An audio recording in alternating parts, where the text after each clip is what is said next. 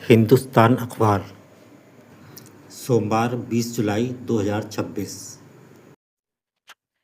निर्मला सीतारमण केंद्रीय वित्त मंत्री का पहला लेख है, अतीत के धागे से भविष्य गढ़ने का हुनर।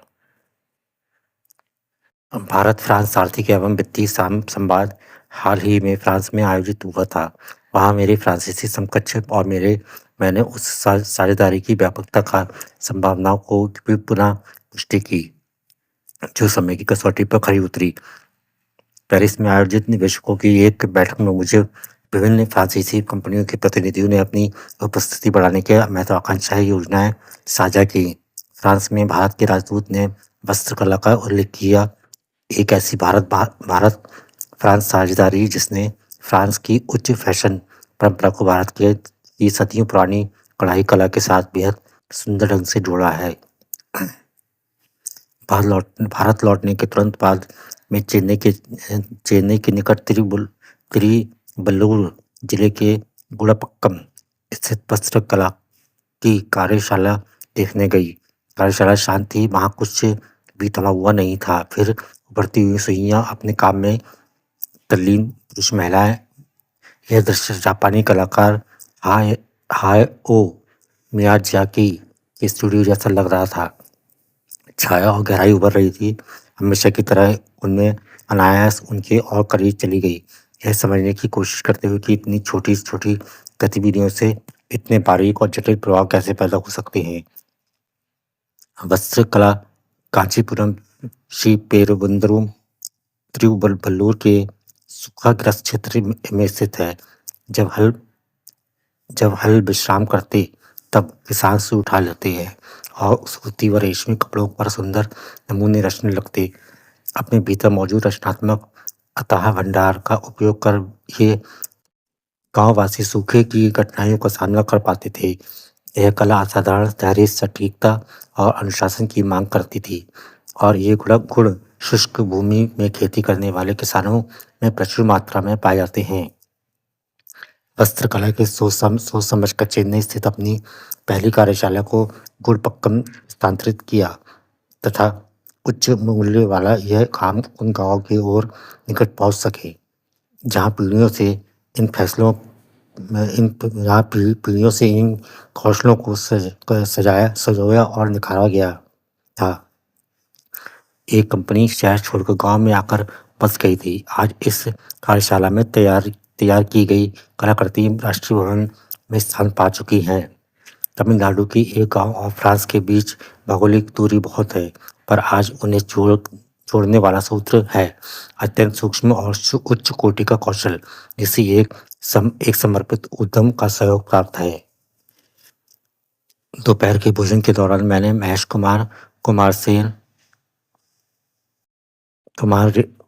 कुमारेसन, अम्मू, सुमिति, कल्पना और कई अन्य कारीगरों से बातचीत की। उन्होंने बताया कि नियमित रोजगार ने उनके लिए क्या क्या संभव बनाया है। अपना घर, बच्चों के लिए अच्छी शिक्षा और कठिन समय के लिए बचत। उनका काम उन्हें आर्थिक सुरक्षा देता है और साथ ही उनकी कला को जीवित रखता है। समूह प्रमुख अम्मू ने बताया कि 20 से 25 लोगों की एक टीम का मार्गदर्शन करती है, जिसमें प्रत्येक सदस्य को एक विशेषज्ञतापूर्ण कार्य सौंपा जाता है। दिलचस्प बात यह है कि वस्त्रकला में काम करने वाले पुरुषों में अपने शिल्प को लेकर अपार गर्व झलकता था। वे उस रुग्ण धारणा को तोड़ रहे थे जिसमें कढ़ाई को केवल महिलाओं का काम माना जाता है। उस डिजाइन ने उन्हें अपने दादा द्वारा तैयार की गई ऐसी ही एक कलाकृति याद दिला दी। उन्होंने बड़े उत्साह से बताया कि अपनी स्मृति के आधार पर वह उस नमूने को पुनः रचने में सफल रहे। उस नमूने को दोबारा रचना केवल कढ़ाई का काम नहीं था, वह विरासत और सुरक्षा, सृजनात्मक समस्या समाधान का एक उदाहरण था। इससे यह स्पष्ट हुआ, नवाचार स्मृति और वर्षों से संचलित अनुभव से भी उतनी ही प्रभावशाली ढंग से जन्म दे सकता है जितना किसी प्रयोगशाला या इंजीनियरिंग कार्यशाला से। भारत की परंपराएँ जितनी हमारे गौरतलब अतीत की धरोहर हैं, उतनी ही ये हमारे भविष्य की भी हैं। लगभग 2000 वर्ष पहले महीन भारतीय वस्त्र जिनमें मलमूल मलमलु भी शामिल थी। अरिकामेलु, जो वर्तमान पांडिचेरी के निकट स्थित है, से समुद्री मार्ग का रोमन जगत के विभिन्न बाजारों तक पहुँचते थे। भारतीय शिल्पकला में हमेशा से विश्व से संवाद करने की अपनी एक सार्वभौमिक भाषा रही है। लोक लोक नीति के क्षेत्र में पारंपरिक पारंपरिक शिल्पों की चर्चा प्रायः जब बाजार में उसकी ठोस मांग हो और कारीगरों को उनकी उत्कृष्टता के अनुरूप उचित व नियमित आय प्राप्त हो। प्रधानमंत्री मोदी की एक जिला एक उत्पाद पहल का मूल उद्देश्य भी यही है। भारत के प्रत्येक जिले के पास एक अमृत संस्कृति विरासत है, जिसका व्यापक जन कल्याण के लिए उपयोग किया जा सकता है। भारत में प्रतिभा और क्षमता की कोई कमी नहीं है। यही शक्ति इसे वैश्विक क्षमता केंद्रों के लिए एक पसंदीदा कदम पे बनाती है। दुनिया भर की कंपनियां भारतीय लोगों के कौशल, सृजनात्मक और सूझबूझ के कारण यहाँ आ रही हैं। कला, परंपरा और संस्कृति के क्षेत्रों में भी इसी प्रकार का एक बड़ा अवसर साकार होने की प्रतीक्षा कर रहा है। भारत की कलात्मक विरासत एक ऐसी सुदृढ़ क्षमता है जो वैश्विक बाजारों में अपनी पहचान बनाने के लिए पूरी तरह तैयार है। भारतीय नवाचार का लक्ष्य केवल विश्व के लिए नई प्रौद्योगिकी विकसित करना नहीं, बल्कि भारतीय शिल्पकला, पारंपरिक कला व सांस्कृतिक विरासत को वैश्विक मंच तक पहुंचाने के नए मार्ग खोजना भी है। वस्त्रकला जैसी साझेदारियां दिखाती हैं कि फ्रांस जैसे देशों के साथ सहयोग किस प्रकार पीढ़ियों से निखारे गए कौशल को संरक्षित रखते हुए भारतीय कारीगरों को अंतर्राष्ट्रीय बाजारों में से जोड़ सकता है। वे हमें यह स्मरण कराती हैं कि भविष्य में भारत की प्रतिस्पर्धा शक्ति केवल हमारे द्वारा सर्जित नए विचारों पर ही निर्भर नहीं करेगी, बल्कि उन समृद्ध परंपराओं पर भी टिकी होगी जिन्हें हम आत्मविश्वास के साथ आगे बढ़ाते रहेंगे। अगला लेख है वैज्ञानिकों की बधाई। वैज्ञानिकों को बधाई। एक ऐसे समय में जब अनेक वैज्ञानिकों ने इंडियन स्पेस रिसर्च इसरो छोड़ने की खबरें सुर्खियां बटोरने लगी थी, देश में निजी क्षेत्र द्वारा विकसित ऑर्बिटल रॉकेट विक्रम एक का सफल प्रक्षेपण एक ऐतिहासिक सूचना है। शनिवार 18 जुलाई को आंध्र के श्रीहरिकोटा लॉन्च पैड से इसे छोड़ा गया और इसने भारतीय अंतरिक्ष विज्ञान के इतिहास में एक नया कीर्तिमान गढ़ दिया। एक ऐसा कीर्तिमान जो हमारे अंतरिक्ष कार्यक्रमों की उन्नति, हमारे वैज्ञानिकों की बेजोड़ काबिलियत और निजी क्षेत्र की अपार संभावनाओं से जुड़ा है। अमेरिका और चीन के बाद भारत दुनिया का तीसरा ऐसा देश बन गया जिसके निजी क्षेत्र के अंतरिक्ष की दुनिया में सफलतापूर्वक कदम रख दिया है। विक्रम एक को विकसित करने वाली कंपनी स्काई रूट नाम पर इस रॉकेट का नामकरण करके न सिर्फ उन्हें सच्ची श्रद्धांजलि अर्पित की, बल्कि हमारे औद्योगिक घरानों को भी यह पैगाम दिया है कि कारोबार करते हुए भी अपने देश को समृद्ध विरासत का सम्मान किया जाना चाहिए। गौर कीजिए, अप्रैल सन 1975 में जब भारत ने अपना पहला उपग्रह अंतरिक्ष में छोड़ा था, तब उसका नामकरण महान खगोल विज्ञानी आर्यभट्ट के नाम पर किया गया था। विक्रम एक की सफलता विज्ञान में अभिरुचि रखने वाले भारतीयों के लिए आह्वान है। सेनानी करो प्रयाण अभय, सारा आकाश तुम्हारा है। प्रधानमंत्री नरेंद्र मोदी उचित ही इस रेखांकित करते हुए कहा कि यह उपलब्धि अनगिनत युवाओं से बड़े सपने देखने और नवाचार करने से को प्रेरित करेगी। दिलचस्प यह है कि आज से 8 साल पहले इसरो के दो पूर्व वैज्ञानिक पवन चंद्राना और नागा भट्टाका ने एक दशक से भी कम समय में उन्होंने यह कमाल कर दिया। इस कामयाबी का एक सुखद पहलू यह कि अब ऐसे नव आचारों में निवेशकों की दिलचस्पी बढ़ेगी और प्रतिभाशाली युवाओं को प्रयोग के प्राप्त अवसर मिल सकेंगे। स्काई रूट को शुरुआत में निवेश के लिए संघर्ष करना पड़ा था, लेकिन अब वह अंतरिक्ष प्रौद्योगिकी के क्षेत्र में देश की पहली यूनिकॉर्न कंपनी बन चुकी है। विक्रम एक रॉकेट 350 किलोग्राम वजन तक के उपग्रह को अंतरिक्ष की निचली कक्षा में ले जाने में समर्थ है।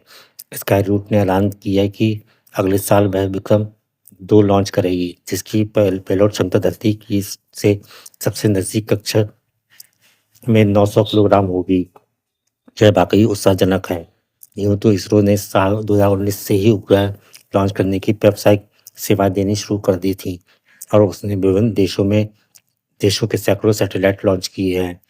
मगर साल 2023 में केंद्र सरकार ने जो नई अंतरिक्ष नीति जारी की थी, उसे एक नए युग की शुरुआत कही जा सकती है। साल 2024 में अंतरिक्ष क्षेत्र में 100% एफडीआई की मंजूरी के बाद तो स्टार्टअप की जैसे झड़ी लग गई है। इस क्षेत्र की संभावना को देखते हुए स्वाभाविक है कि हालांकि निजी क्षेत्र को बढ़ावा देते हुए सरकार को यह भी सोचने की जरूरत है कि आखिर इसरो से प्रतिभाएं क्यों पलायन कर रही हैं। हमारे देश में वैज्ञानिक प्रतिभा की कमी नहीं है, फिर भी सरकारी इदारों में इनके हतोत्साहित होने को अच्छा संकेत नहीं माना जा सकता। इससे हमारे शोध व अनुसंधान के काम प्रभावित हो सकते हैं। अगला लेख है किदवई का इस्तीफा।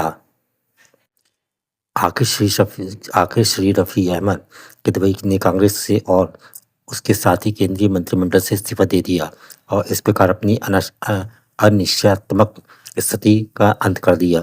केंद्रीय सरकार के पुनर्वास मंत्री श्री अजीत प्रसाद जैन ने श्री किदवई का पदानुसरण किया है। यह संभावना है कि कांग्रेस से कुछ और भी महत्वपूर्ण व्यक्ति अपना संबंध विच्छेद कर देंगे। श्री किदवई की राजनीति काफी समय से देश में सार्वजनिक क्षेत्र में चर्चा का विषय रही है। उत्तर प्रदेश के कांग्रेसी तंत्र को उनको विशेष स्थान प्राप्त था, परंतु दलबंदी के चक्कर में वह उत्तर प्रदेश के मंत्रिमंडल से हटकर केंद्रीय मंत्रिमंडल में चले गए। इस स्थानांतरण के बाद भी उत्तर प्रदेश की कांग्रेस राजनीति में इनकी सक्रिय दिलचस्पी बनी रही और लोग उत्तर प्रदेश के कांग्रेसी झगड़ों का बहुत कुछ संबंध श्री किदवई के व्यक्तित्व से जोड़ते हैं। श्री किदवई के परामर्श का ही परिणाम बताया जाता है कि कांग्रेस अध्यक्षता के लिए पिछले मर्तबा श्री टंडन और आचार्य कृपालनी के बीच जो संघर्ष हुआ था, उसके योजकों में श्री किदवई प्रमुख थे। श्री किदवई का कांग्रेस के साथ बहुत पुराना संबंध रहा है। कांग्रेस के सिद्धांतों और कार्यक्रम की खातिर उन्होंने कष्ट सहन किया है। उनकी पिछले कुछ दिनों की प्रवृत्तियों से कांग्रेस के भीतर विघटनकारी प्रवृत्तियों को प्रोत्साहन मिला है। उनके और उनके साथियों से असंतोष को दूर करने के समय समय पर जो भी प्रयत्न किए गए, उनका कोई नतीजा नहीं निकला। जब आचार्य कृपालनी ने कांग्रेस के अलग होकर किसान मजदूर प्रजा पार्टी की स्थापना की, तो उसके सम्मेलन में श्री किदवई ने भाग ही नहीं लिया, बल्कि उसकी कार्यकारिणी में अपना नाम रखने की भी अनुमति दे दी है। कांग्रेस के नियमों के अनुसार कोई भी व्यक्ति कांग्रेस का सदस्य रहते हुए स्वतंत्र राजनीतिक संस्था का सदस्य नहीं हो सकता। अतः श्री किदवई अधिक समय तक 2 घोड़ों की सवारी नहीं कर सकते हैं। उन्हें इस पार या उस पार रहने का फैसला करना था। वह अखिल भारतीय कांग्रेस कमेटी के बेंगलोर अधिवेशन के परिणामों को देख लेना चाहते थे। आलोक जोशी का अगला लेख है अमेरिकी चीनी दबावों से मुक्ति का रास्ता निकालता भारत। रूस यूक्रेन जंग हो या अमेरिका इजराइल और ईरान का युद्ध, दोनों मौकों पर देखा गया कि किसी भी लड़ाई की आग अब पूरी दुनिया में फैलती देर नहीं लगती। उसके नुकसान फौरन से पेशतर हमारी जेब तक पहुंचने लगते हैं। लेकिन इन लड़ाइयों से अलग बरसों से विश्व की 2 महाशक्तियों के बीच जो प्रचंड लड़ाई चल रही है, उसका असर तो और भी खतरनाक है। अमेरिका हर मोर्चे पर दुनिया को फतह करना चाहता है और चीन इस मामले में उसका सबसे बड़ा प्रतिद्वंदी बनकर सामने खड़ा हुआ है। ये दुनिया की 2 सबसे बड़ी अर्थव्यवस्थाएं हैं और बाकी दुनिया किसी न किसी तरह उनके बीच के व्यापार युद्ध में पिसती नजर आती है।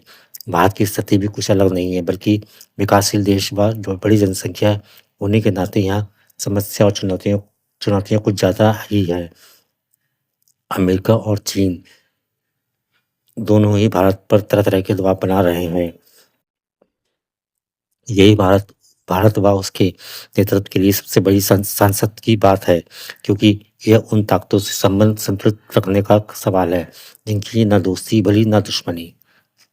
अमेरिकी अमेरिका को भारत में अपनी कंपनियों के लिए एक बड़ा बाजार दिखता है। चीन के एकदम पड़ोस में अपने लिए एक रणनीतिक साझेदारी भी है। वह हमें बड़े पैमाने पर हथियार बेचना चाहता है और अपनी कंपनियों के लिए बेरोक-टोक कारोबार को छूट चाहता है। दूसरी तरफ भारत आज भी इलेक्ट्रॉनिक्स, केमिकल व दवा कारोबार के कच्चे माल के लिए काफ़ी हद तक चीन पर निर्भर है। उसके मुकाबले उससे बेचता बहुत कम है। यह व्यापार घाटा भारत के लिए परेशानी का कारण रहा है। भारत की कोशिश है कि चीन पर निर्भरता कम हो जाए, ताकि किसी विपरीत स्थिति में हमारे उद्योग अचानक परेशानी में ना गिरें। यह परेशानी सिर्फ भारत की नहीं, पूरी दुनिया की है। एक तरफ अमेरिका अपनी तकनीक की ताकत, पैसे के दम के भरोसे टैरिफ, तकनीकी प्रतिबंधों और व्यापारिक नियमों, कायदों के ज़रिए पूरी दुनिया की अर्थव्यवस्था पर दबाव बनाने की कोशिश करता रहता है। दूसरी तरफ चीन है, जिसने पिछले करीब 30 साल से ज़्यादा वक़्त में सस्ते मज़दूरों और बारीक कारीगरों के भरोसे खुद को दुनिया की फैक्ट्री बना डाला। इस वक़्त दुनिया के ज़्यादातर देश अपने कारोबार या मैन्युफैक्चरिंग के लिए काफ़ी हद तक बीजिंग पर निर्भर हो चुके हैं। यह संकट असल में पूरी दुनिया को समझ में आ गया है। महामारी के बाद जब आपूर्ति श्रृंखला में रुकावटें आईं और लगभग सभी देश समझ गए कि किसी एक देश के भरोसे रहना ऐसी स्थिति में कितना महँगा पड़ सकता है। बीते कुछ वर्षों में भारत ने यूरोप, ब्रिटेन, ऑस्ट्रेलिया, यूएई जैसे देशों के साथ मुक्त व्यापार समझौता की दिशा में तेज़ी दिखाई है। जापान व सिंगापुर से भारत ऐसे समझौते काफ़ी पहले ही कर चुका है, बल्कि अपनी आर्थिक निर्भरता को संतुलित करने की कोशिश भी है। सवाल है कि इन नीतियों में आम नागरिक की जेब पर क्या असर पड़ रहा है। मुक्त व्यापार समझौते आयात निर्यात को आसान बनाने वाले दस्तावेज भर नहीं होते। इन समझौतों का उद्देश्य भारतीय उत्पादों को नए बाजार उपलब्ध कराना और विदेशी निवेश को आकर्षित करना है। ऐसा संभव हुआ तो देश में उत्पादन बढ़ेगा और रोजगार बढ़ेंगे और आखिरकार कमाई भी बढ़ेगी। क्या भारत विदेशी कंपनियों के लिए सस्ते मजदूरों के भरोसे खड़ा एक असेंबली सेंटर या जॉब वर्क की दुकान बनकर रह जाएगा? यह चाइना प्लस वन नीति के तहत भारत आने वाली कंपनियों के साथ यहाँ बेहतर तकनीक व रिसर्च की सुविधाएं भी विकसित होंगी। ऐसा होगा तभी देश में अच्छी कमाई वाले लाखों नए रोजगार पैदा हो पाएंगे। साफ है, दशकों पहले जवाहरलाल नेहरू ने विश्व राजनय में जो गुटनिरपेक्ष नीति अपनाई थी, अब अर्थनीति और कूटनीति में वही नीति अपनाने का समय सामने है। अमृत साधना का लेख है, योग का असली अर्थ है। दुनिया भर में योग इतना लोकप्रिय इसलिए है क्योंकि यह सेहत के लिए एक आसान तरीका बताता है, जो आधुनिक जीवन में तनाव को दूर करने और सांस लेने की तकनीक का एक अनोखा मेल है। हालांकि योग इतना भर नहीं है। योग एक विशाल सोपान है जिसके 8 अंग हैं। हर अंग व्यक्ति को क्रमशः उच्चतर मानसिक स्थिति में ले आता है और अंततः मन के पार भी ले जाता है। योग आसान उन 8 अंगों में से केवल एक अंग है। एक सीढ़ी है जो शरीर को तैयार करता है समाधि का अनुभव करने के लिए। ओशो ने कई बार योग योग आसनों पर भाष्य किया है और हमें सावधान किया है कि असली आसन जो है वे देह की कुछ अनदेखी स्थितियां हैं। हमें ख्याल नहीं है कि हमारी शारीरिक स्थितियां हमारे चित्त से बंधी हुई हैं। एक आदमी चिंतित होता है और सिर खुजाने लगता है। अगर आप उसका हाथ पकड़ लें तो आप पाएंगे कि वह चिंतित नहीं हो सकता, क्योंकि चिंता के लिए ज़रूरी है कि उसके हाथ की मांसपेशियां एक खास जगह पहुँचे। अब इसी तरह की सारी मुद्राएं और आसान है। मन में चलने वाला भाव शरीर पर प्रकट होता है, लेकिन इसके लिए शरीर का बड़ा स्निग्ध होना जरूरी है। आसन शुरू करने से पहले खाने-पीने पर संयम ज़रूरी है। महत्वपूर्ण बात यह है कि आसनों का अभ्यास नहीं किया जा सकता, वह उल्टी प्रक्रिया होगी। भीतर ऐसी भाव दशा बनानी है जो अंगों को एक खास मुद्रा में ले जाए। आसन अपने आप होने चाहिए। जबरदस्ती हाथ पैर मोड़ कर करने से व्यायाम तो हो सकता है, लेकिन योग आसान नहीं। पतंजलि ने आसन की व्याख्या की है, उसे समझें। स्थिर सुख आसनम, अर्थात जिससे स्थिर सुख मिले वह आसन है। वह यह स्थिर सुख किस लिए, ताकि आप लंबे समय तक बैठकर समाधि को की उच्चतर अव्यवस्थाओं का अनुभव कर सके। अजीब जमाना आ गया है, लोग थोड़ी देर जो बैठ भी नहीं सकते। आज जिसे योग कहते हैं वह शरीर से इतना बंध गया है कि आगे की उनकी सीढ़ियां लुप्त हो गई हैं। आसन तो बुनियाद है, उसके ऊपर जो महल बनाना है वह कहाँ है? वह तो गायब है। ना तो उससे जानने वाले लोग हैं और ना जीने वाले। योग का असली अर्थ खो गया है। इसलिए आधुनिक योग मनुष्य के गहरे तलों की को नहीं छू पाता। मन की कुंठाओं और भावनाओं के लिए वहाँ कोई उपाय नहीं है। योग का उद्देश्य है चित्त वृत्ति का निरोध, यानी चित्त की लहरों का थम जाना। शरीर महज उसका साधन है, उस पर रुकना नहीं। यह बड़ी लंबी यह यह बड़ी लंबी यात्रा है। अभी तो यह हाल है कि आपने एक शानदार कार ली, उसे चमकाया, लेकिन जाना कहाँ है यही पता नहीं। आज के सारे लेख पूरे हो चुके हैं।